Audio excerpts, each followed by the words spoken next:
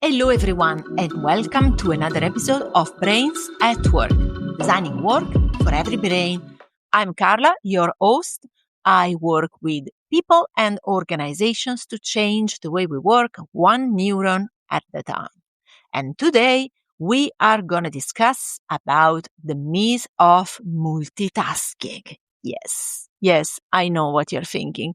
This is something that we think we know how to do. Isn't it? I see you guys in a meeting where you are supposed to listen, but you are responding on Slack.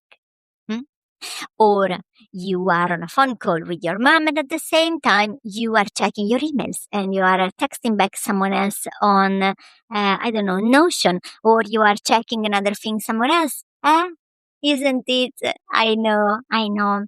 At some point in the history of business and company policies, this myth came across that we can multitask.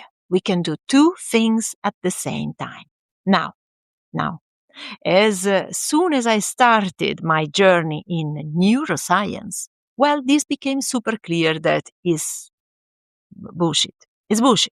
Yes, I said it. I said it out loud. It is. It really is.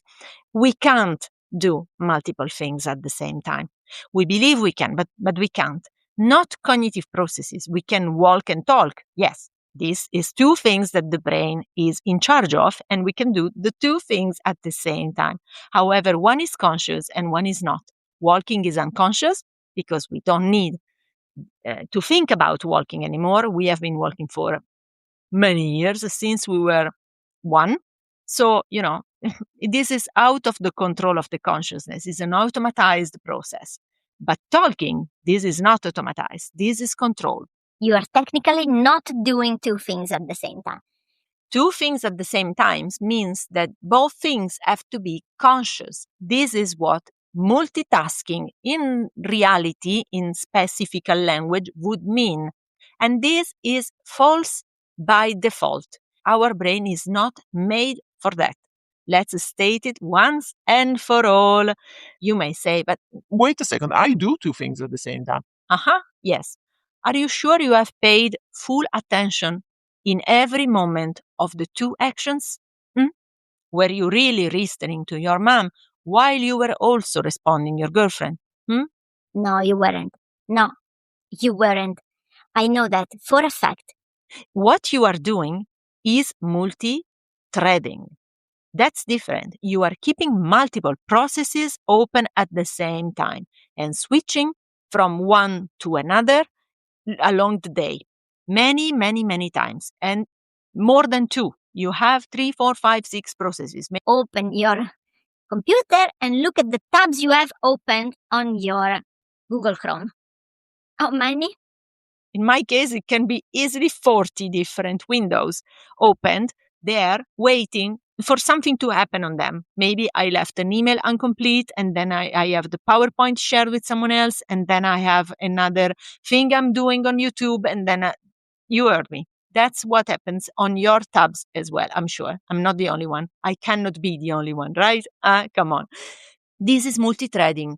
Multithreading is detrimental to your cognitive span. What does this mean? That we all have a span of attention that now has significantly reduced in the past decades because of TV, first of all, and then augmented, amplified by the coming of internet, social media. This is fractioning our attention. It means that we cannot focus on one task alone for a long time. We somehow feel triggered to go check something else. This is the mechanism that has been largely abused by social media, where we scroll, and every content is increasingly shorter, becomes shorter. Now people watch something on TikTok for maybe 2 seconds, maybe 1 second. If you don't give anything in 1 second, people are already gone. And probably many people already left this podcast because I'm talking too much. We are already 5 minutes in. But the point is that this impression of being able to do two things at the same time surfs on this same mistake. We are unable to focus our attention on one task alone. We think we can do more tasks together because we are under an environmental pressure to perform, to be productive, to be on top of things, which is totally unhealthy and unrealistic. And still we are running with this belief. And we put it at our own disservice, because by working on three things at the same time, we are reducing cognitive capacity.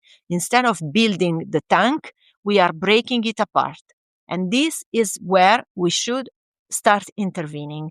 Even more so if your brain is neurodiverse. What do I mean?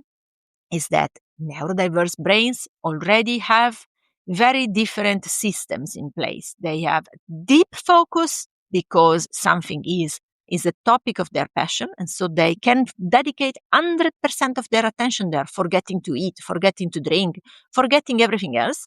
Or they really struggle to place their attention somewhere and leave it for a while, because this fraction of the attention is an embedded circuit, is something that works in automatic. Is not even something that they have broken at some point of their childhood and their development. It simply wasn't there. This is one of the many common struggles that we have when we are neurodiverse, but also when we are neurotypical, the reduced span of attention. How do we do with this? What do we do? First of all, one message I want to give is to create working hours where you are focused, and that's it. Where you don't respond to emails, you close Slack, you close everything else you are not working on. If you have to do a PowerPoint for a pitch, for a proposal, whatever, you close everything else and you only work on that thing until it's done for the 2 hours you have planned in your agenda. And don't plan 30 minutes, because this is ridiculous. Plan 2 hours, okay? This is not enough. Put your phone away, you close every other application on your computer, and the only thing you do is this one task. Suggestion number 2 is to sit with the rest of your team, at least, if not with the rest of your company, and decide once and for all what media is for what task. Because not everything is urgent, my dears. Let's do a bit of history of communication. Emails have been invented to replace letters. Now, do you respond the letter the same day the letter is going out? No. But with emails, we feel an increasing sense of urgency when we see an email coming. This has to be responded immediately. Nobody said so. And then we invented instant messaging systems like Slack, WhatsApp, and so on. Emails and communications comes from colleagues on every possible media.